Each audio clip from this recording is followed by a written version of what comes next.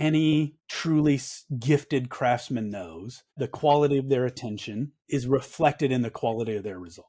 It's a fundamental assumption that the quality of your inner state is mirrored in the outer state of whatever it is you're creating.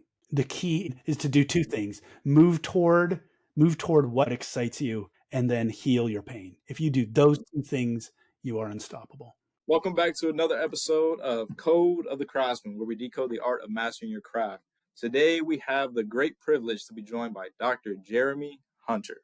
Let me give you a little backstory of how I met Dr. Hunter. I was at a work event, at an RTRX work event here in the last few months, and Dr. Hunter gave a speech on how to be vital as a leader. A speech that I will forever remember. I took lots of notes, and as I'm currently on my journey to becoming a vital leader, and how I'm trying to stay vital as a leader, I found it pivotal, and I found myself going back to that advice daily. So with that being said, I went to him after he spoke, and I said, "Hey, Dr. Hunter, we have a podcast. Would you be open to, being a guest?"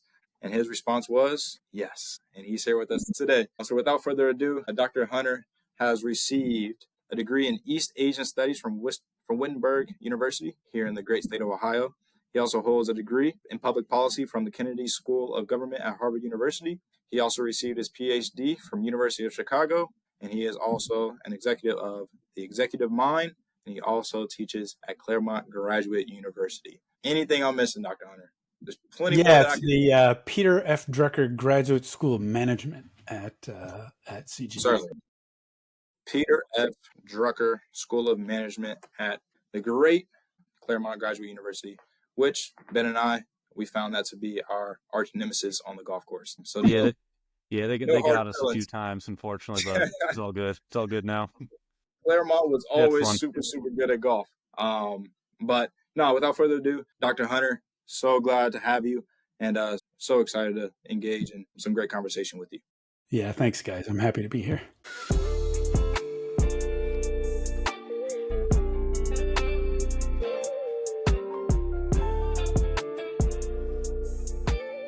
To get us started, so your area of expertise, internal development, helping leaders stay and become vital. If you were to sum it up, just to get us started, why would you say those are essentials? Why is it so essential for anyone who wants to be a leader or achieve impact in their career and life? Yeah, it's great. I think it's not a secret we're living in a pretty challenging time, and that we're facing challenges we have never faced before. And I think in order to face and overcome those challenges, we have to bring the best of us forward. And so from my point of view, living with vitality and living with energy to be able to not only stay centered and effective for yourself, but to be able to create that vitality for people around you is a necessary ingredient in order to face these challenges I think we're having. So the work I do is not about, quote unquote, managing stress. In fact, I completely have moved away from that frame of thinking. We don't just need less stressed versions of ourselves. We need to bring forward what is possible for us as human beings. And that's what my work focuses on. And Dr. Hunter, so I've seen your TED Talk along with about 100,000 other people. Obviously, kind of blew up on YouTube when it came out. And I know you touched a little bit on there's a life-threatening illness that you had and fortunately overcame.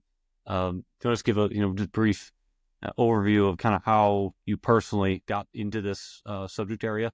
When I was 20, so I was finishing up my sophomore year at Wittenberg, and found myself being diagnosed with terminal illness and autoimmune disease that was attacking my kidneys. And the prognosis was 90% chance of mortality within 5 years. It was a really virulent form of this particular autoimmune condition.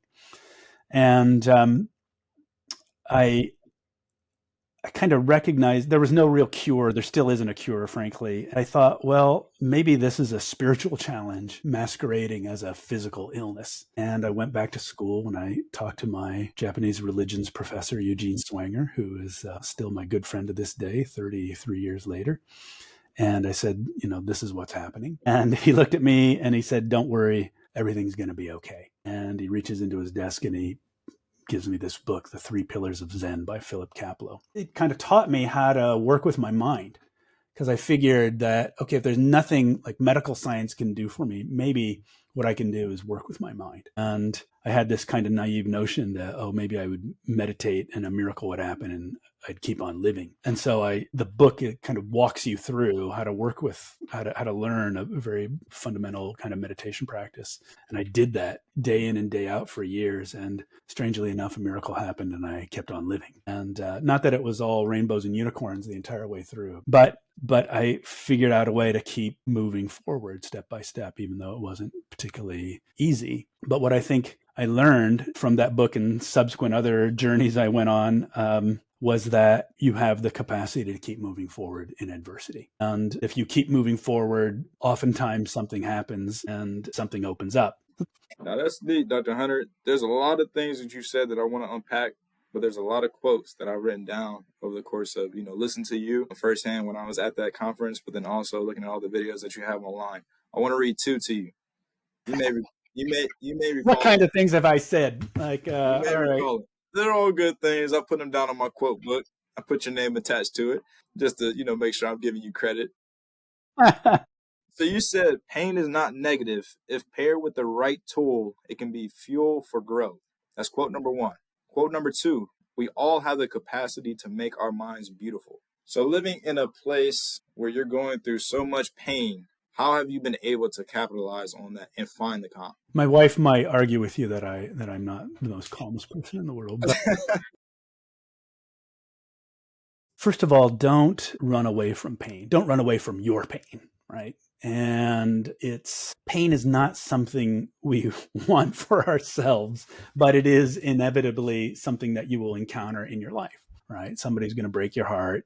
Somebody's going to scratch your car. You're going to lose your car keys somewhere, right? And so the fact that there's pain in life shouldn't be a surprise. So when it shows up, don't think you've done something wrong in some way, right? It's just there. It's a feature of what life is. And then you get to the question of, well, how do I relate to it? And I think this question of how do I relate to it is really where is the pivotal moment. Most of us relate to it by trying to push it away or making it not be there. And when you do that, what happens is that it just gets more intense. And so the more you try to resist the presence of pain, in a way, the more misery you cause yourself.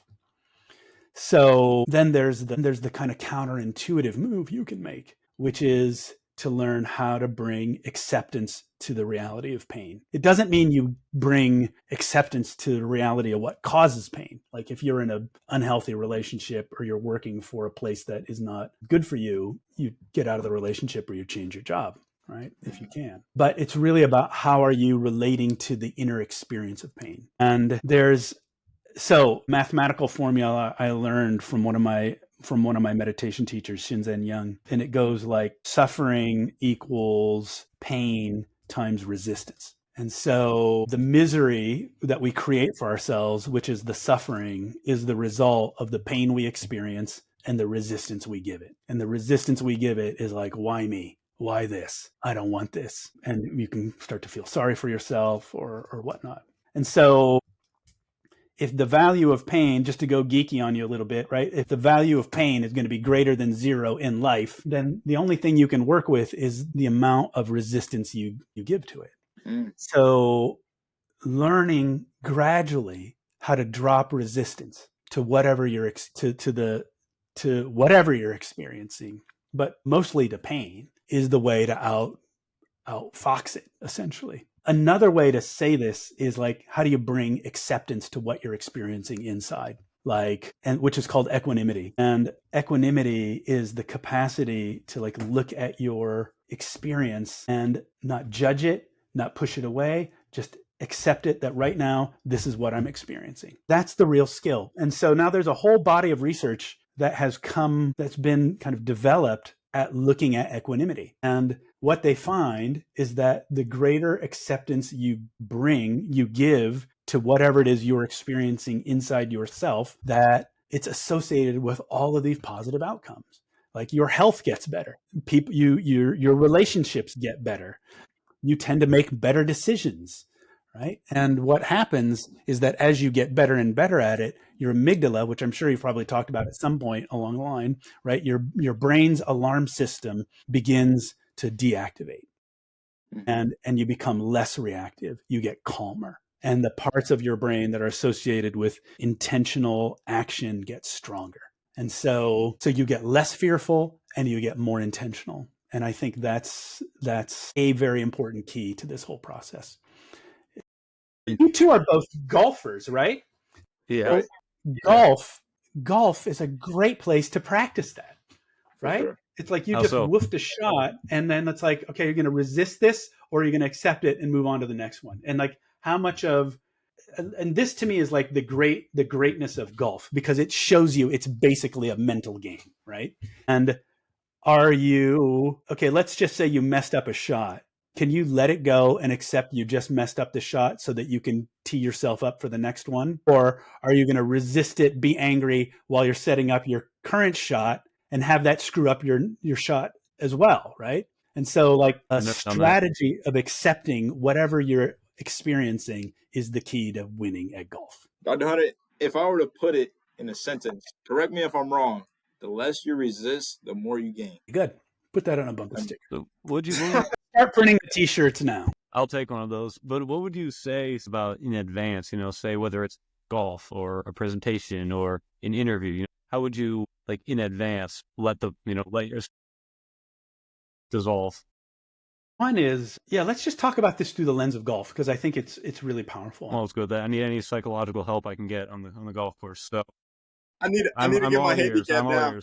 I got to get my handicap down. So one is like, where's your attention, right? And when you talk about craftsmen, I think, and you mentioned it, I think early on, like a key element that I think any truly gifted craftsman knows is that the quality of their attention is reflected in the quality of their result. And for golf, like when you're placing the ball, when you're adjusting your body to make the swing, is your attention actually there? And if it's not there, if it's still lingering on the last shot because you're still upset at yourself, what's the result? And if it is there and you're just fully in the moment, what's the result, right? So that's one, is like where your attention is. And it's so fundamental. And that's where sports and music and art, I think, really have something to teach you, because that's why I love this kind of approach you have with craftsmen, because craftsperson has to make a result, right? There's a result. It's a fundamental assumption that the quality of your inner state is mirrored in the outer state of whatever it is you're creating. That's just kind of a fundamental taken for granted notion, that your internal state is reflected in the external product. And that's how you evaluate true mastery. I don't know if in the West we have that idea, that the two are intimately connected. But I think it's true. My father-in-law runs a legendary yakitori restaurant, which is like a grilled chicken. It was voted the number one restaurant basically in their state by other owners of similar restaurants. And it's, I think, now 52, 53 years old. And my father-in-law is regarded as kind of a legendary master. And I love him. He's a really unbelievable person. I asked him how many times in a year does he actually hit perfection? And he's quiet for a little bit. And he said maybe 5 times out of, hundreds, if not thousands of little skewers he's making, and that if you watch him, his attention is totally there. And he's reading, like, when is the exact right moment to take this off the grill and serve it to the customer. And the level is so high that once you eat his stuff, you will never, ever eat at another yakitori restaurant again. I mean, I can't do it. I'm saying, well, you're saying that now. That's all I can think about. All you can think about, right? So, some of that. When we're talking about craftsmen, simply number one, are you present? And then number two is like, what's going on inside you? Like, do you actually understand or sense what is happening inside you? Like right now, are you angry? Are you anxious? Are you projecting into the future about how the shot is going to go? Are you still holding on to the shot that you just made? Do you actually know where your attention is and what you're experiencing right now? And then it comes down to accepting, okay, I notice right now I'm anxious too. And when you bring that level of awareness to what you're experiencing, oftentimes the anxiety will start to dissipate. You made mention to the idea of holding on And then also, I connected to also the idea of like letting go. You mentioned how we hold on to things so much.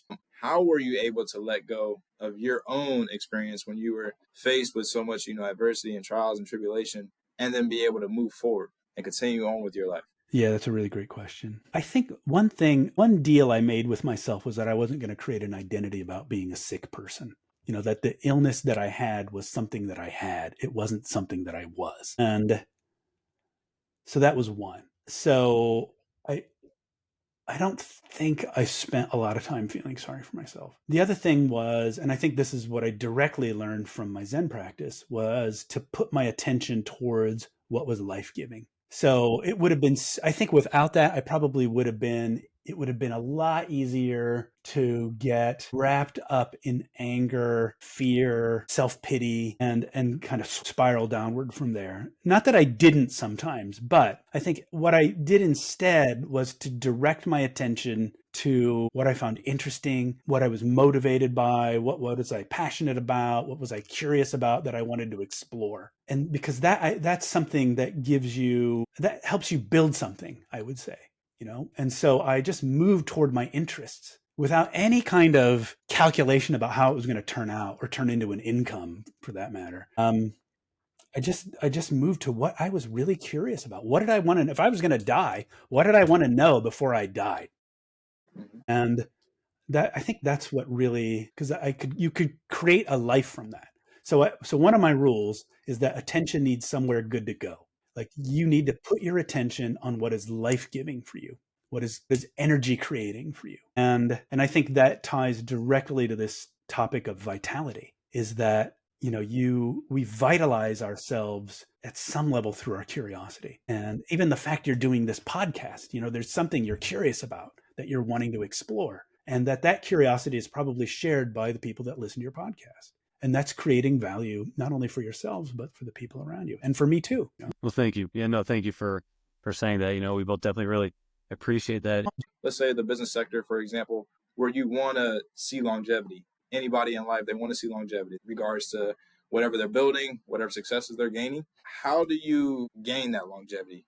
How do you gain that sustainable success, given your studies on how you stay vital as a leader? Well, I think one is, first, are you as the leader? What I have learned over the last 25 years is that every single sustainably successful leader, that means if you peek behind the curtain, they have a life that you want, right? Versus a leader that you look at and it looks good, but then you peek behind the curtain and you think, it doesn't look so pretty back there, actually, right? But what I have found is that every sustainably successful leader has some kind of structure of support in their life. They will never, ever talk about it, but it's there. And it's there to help support them be the best person they can be. And it's usually not just their spouse. It's usually a team of people. It could be a coach, it could be a therapist, it could be a trainer, it could be a spiritual person in their life, it could be a group of their close friends that they get together with every week. I have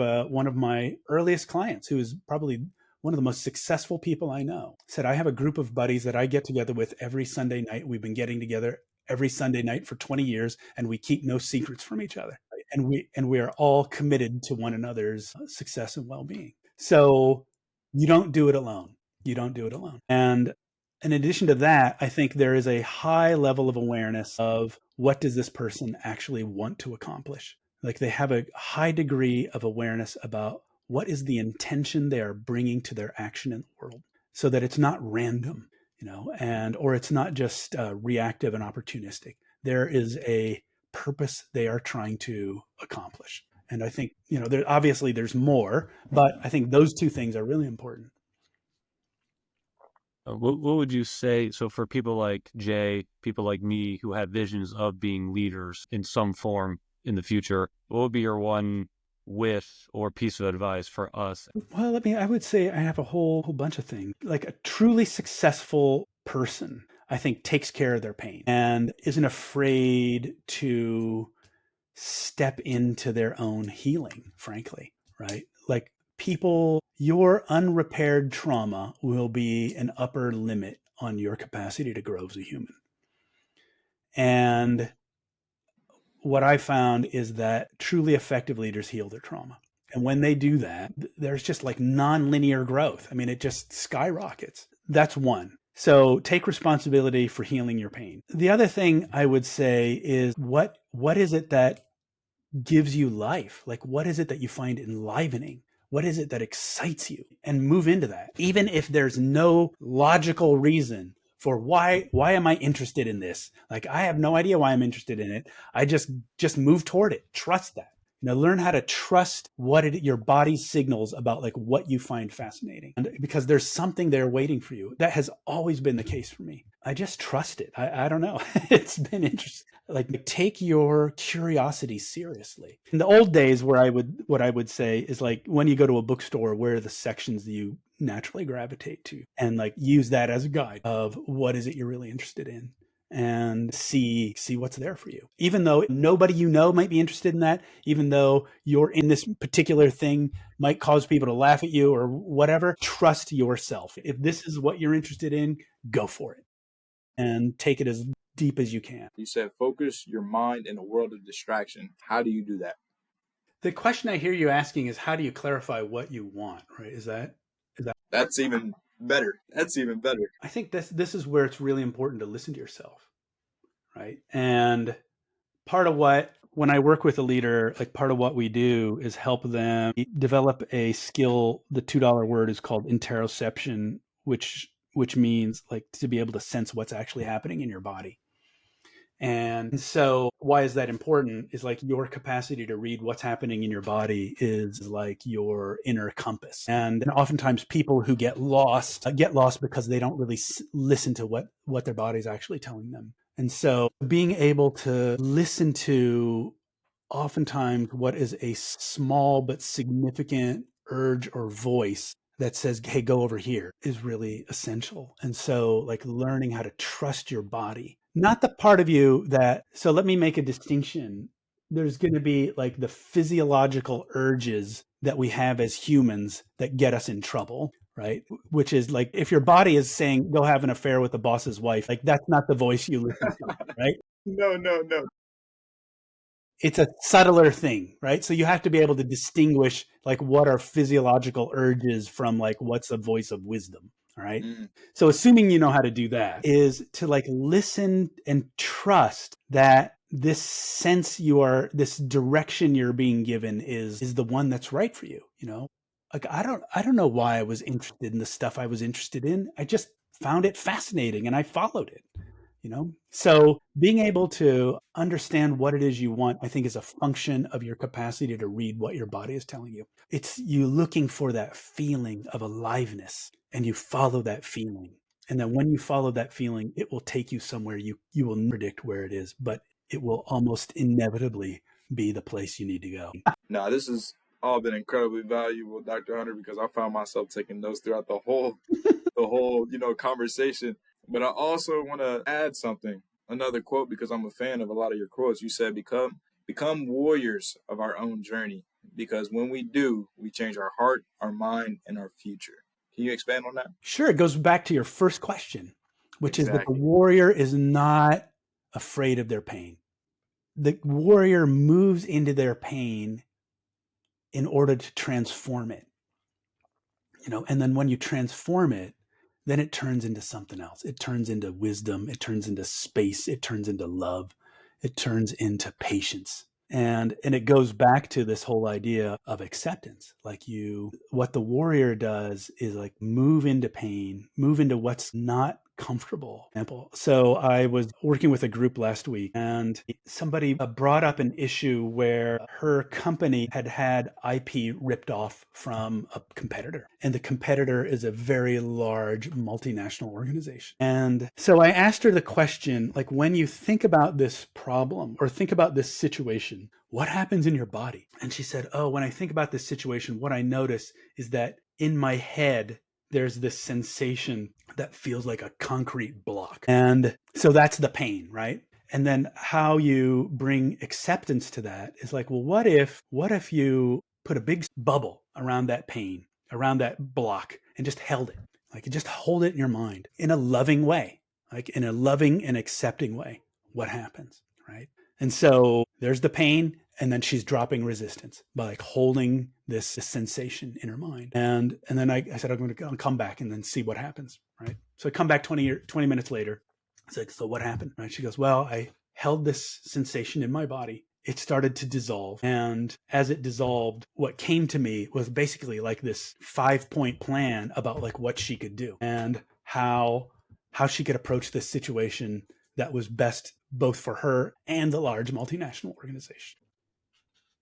She was a warrior in her own experience in that she didn't blame, she didn't go into this angry place with the large multinational organization, and she didn't run away from her own discomfort. She learned how to hold it and to hold it in a quality of care. And that when you do that, something shifts and opens up. And so once you master that art, you become invincible because no matter what happens to you, you always have the option of moving into the discomfort, holding it, like where is it in your body? Sometimes it's an iron band around your forehead. Sometimes it's a fiery sensation in your chest. Sometimes it's a lump in your stomach. Hold it in this field of care and see what happens and allow it to kind of unwind. And when it unwinds, something opens up. And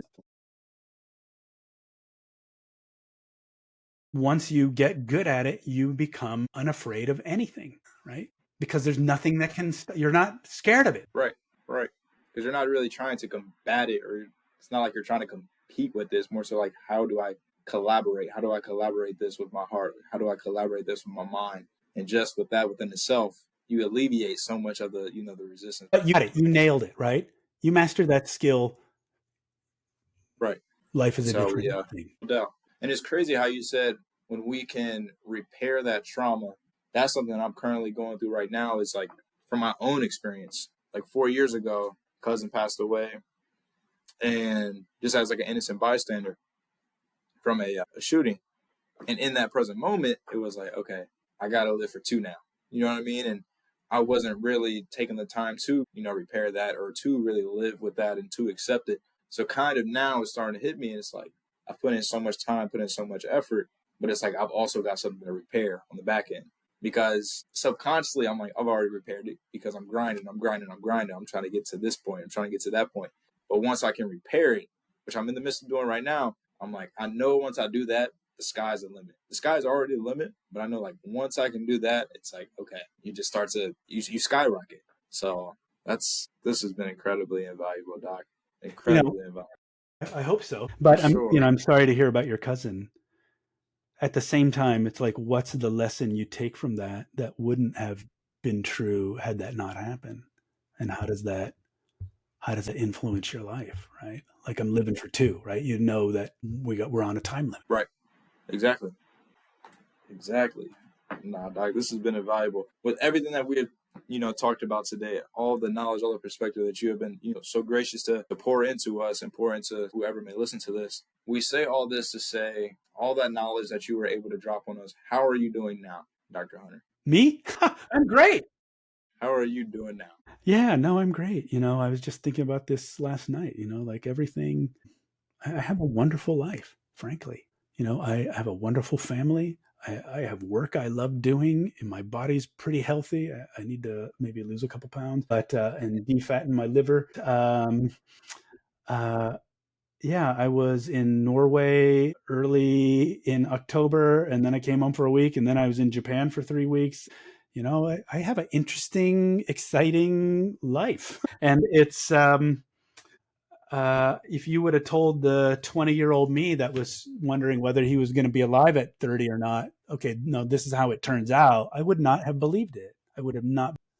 I think that the key is to move into your pain. I mean, is to do two things: move toward what enlivens you and what excites you, and then heal your pain. If you do those two things, you are unstoppable. So with that being said, you mentioned, in your talk, which I hope all our listeners will, take time to tune into, your TED Talk, How to Change Your Future.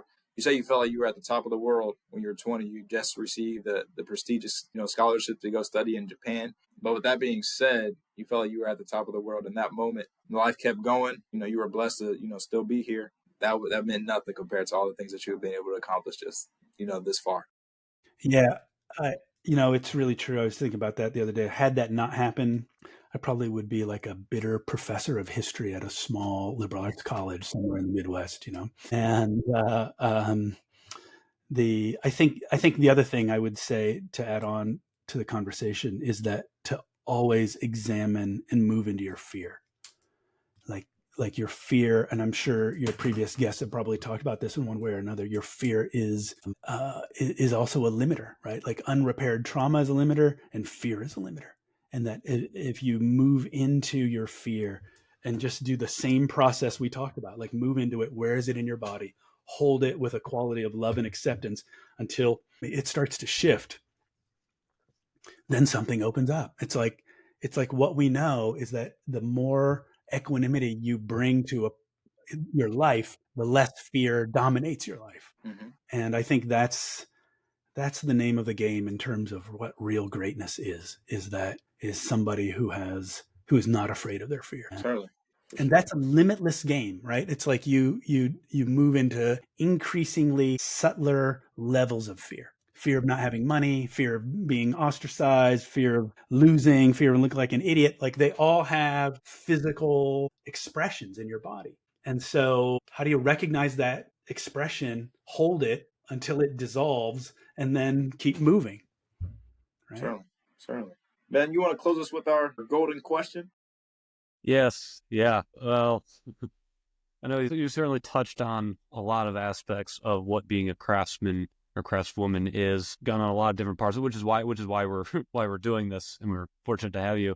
If you were to sum it up, what does that word mean to you? What's your definition of craftsman, and what's your best final advice on how to become one? At some level, I think it's commitment. And I think it's commitment to living, commitment to expressing the best possible thing for yourself.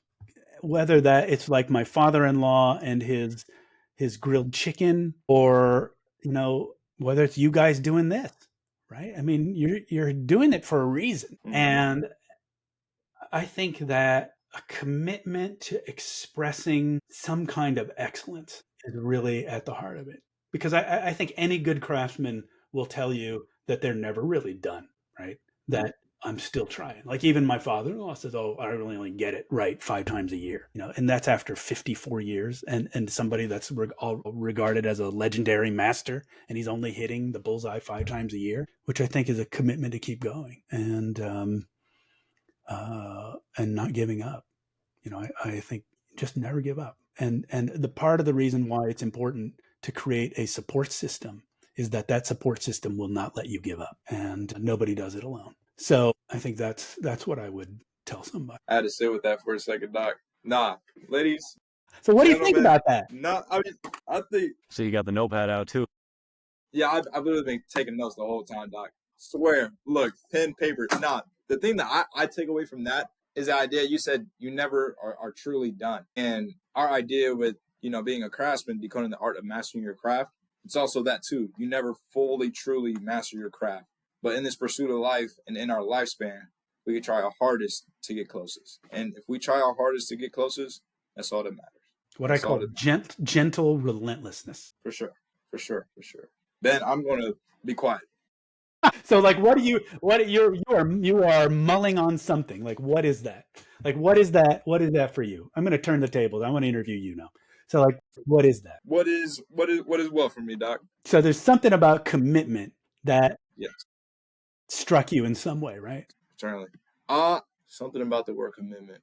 You can probably ask Ben, probably himself as well. It's just I just can't stop. I don't stop. It's always just like it's something deeper, something internal, to where the job is never finished. There's always more people to impact. There's always something greater to do. I'm here on this earth for something that's way larger than me.